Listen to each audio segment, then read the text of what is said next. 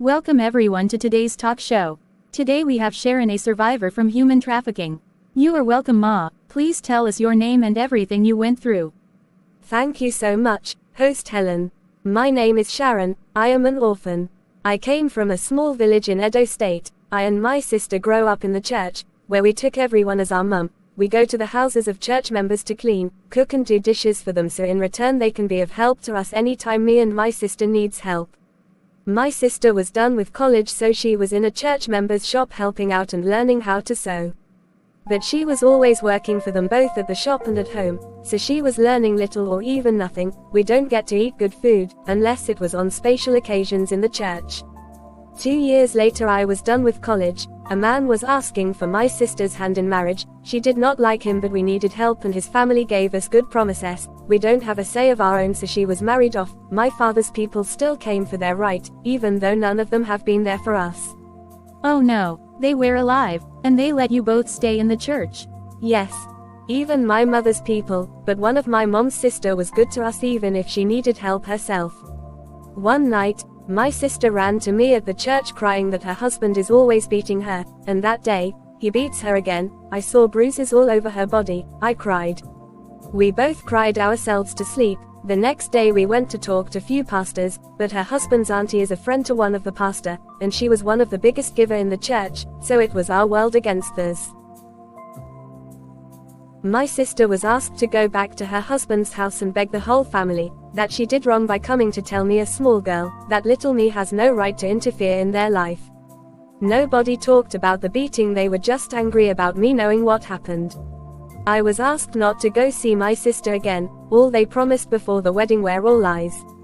What did they promise? They promised that they will send me out of the country to go and further my education, and that they will open a very good business for my sister, but none was done.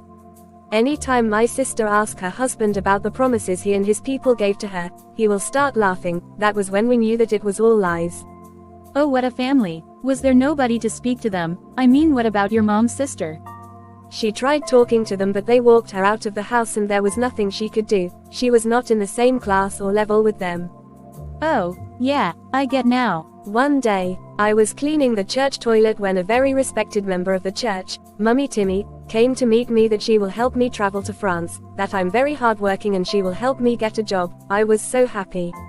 I ran to tell everyone that cares to listen. My auntie and sister was very happy for me. We all prayed and thanked God for finally blessing us.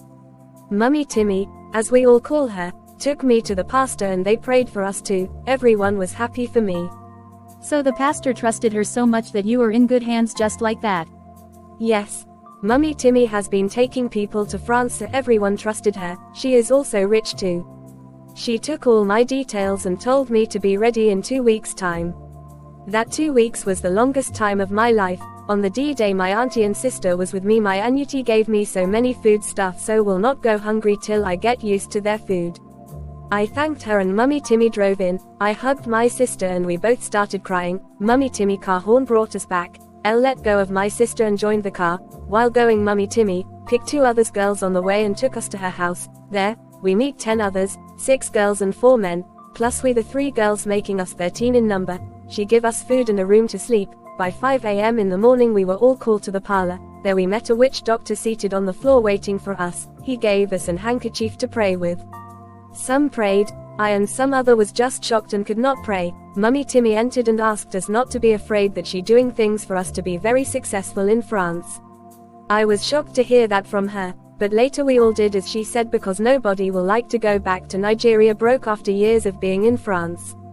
They made a cut on our forehead and gave us some things to drink. Later that night we're on our way to Kano. She said that was a short route to pass cause she can't pay for flight for all of us. Since she was with us, we were all happy singing and talking about our plans.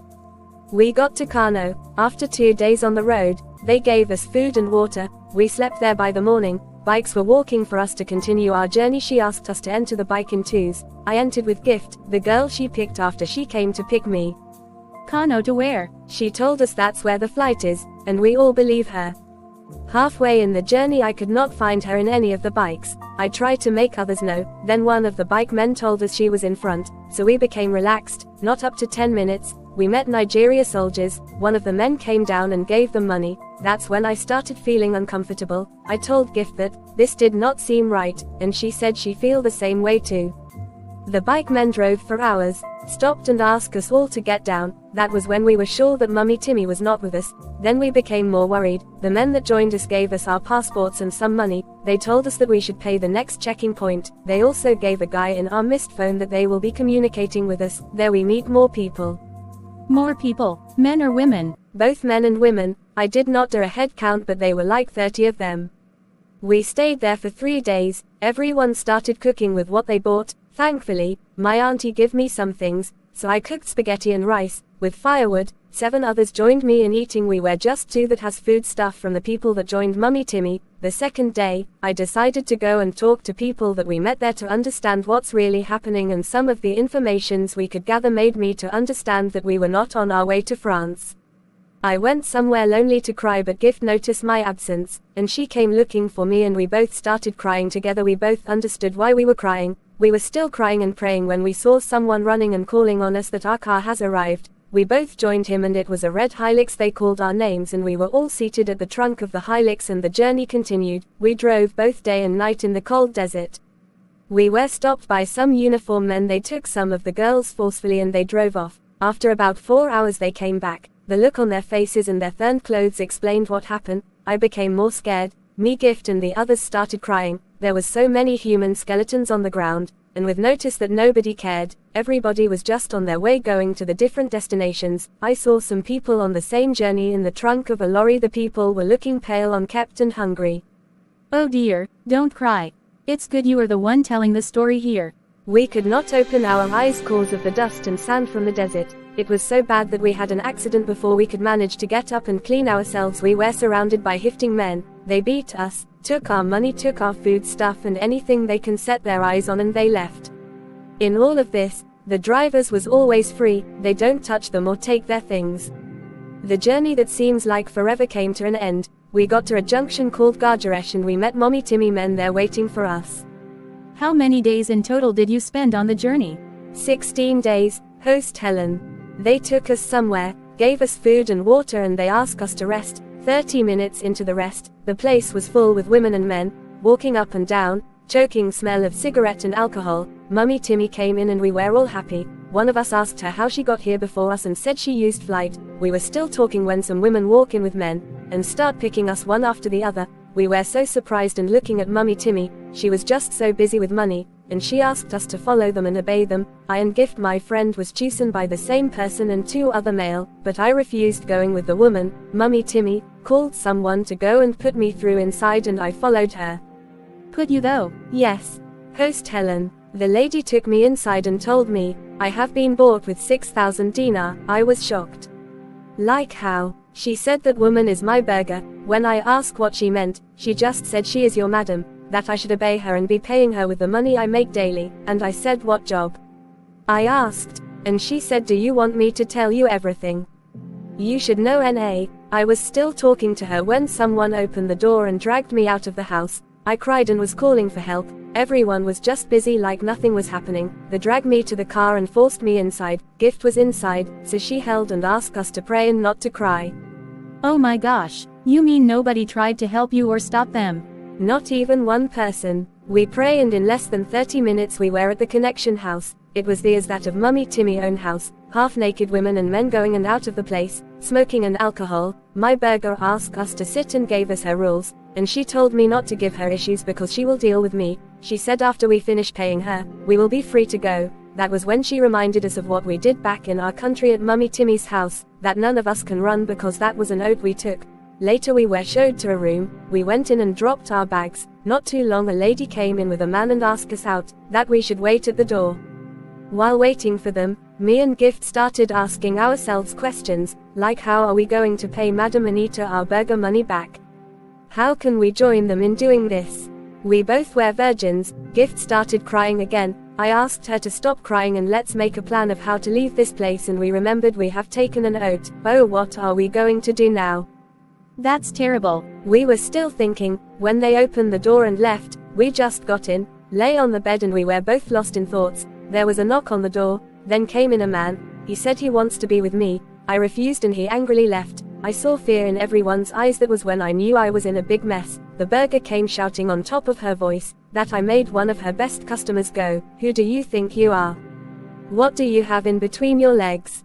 I was crying begging her, but she asked her men to go in and have their fun. It was the worst day of my life. They first beat me so badly till I was very weak, then they all had their turn on me. I woke up from water being poured on me. Then a lady spoke my local language. I managed to open my eyes upon hearing it. She carried me inside her room, cleaned me up, gave me drugs and fed me herself. The next morning I woke up with headache and pains. Gift, my friend, was by my side. The lady came in and told me her name is Precious, and she was my elder sister's classmate. She was brought here too by Mummy Timmy. I was so shocked. Then I asked her about her experience to the place. Her story was even worse than mine because they caught them and they were put in the prisons where the soldiers came to sleep with them. She had to stop telling us about herself when she saw us crying. She went to get us food to eat and ask us not to make any noise or open the door for anybody until she speaks our local language that she has a customer. After eating, me and Gift kept our voices as low as we could. We became worried. How she can do this and still be strong as if nothing happens. Then Gift said she must be the strongest woman on earth. Not too long, several knocks came on the door, but we did not open. After about 2 hours she spoke our local language and we opened the door for her. She came in, joked with us a little, so we could smile, and she started teaching us things we need to know: how not to get pregnant or not to get infected with diseases, and how to leave this place. I asked her for her phone to call our families, and she gave it to me. I called my sister. When she heard my voice she was so happy, but I could not tell her all that I've been through. I only promised to be calling her and that I'm fine. I gave the phone to Gift to call her mum. She is a daughter of a single mother. Her father was dead. After the calls to our families, we all seek to make our plans. Watch out for part 2 to know what happened to Sharon, Precious and Gift.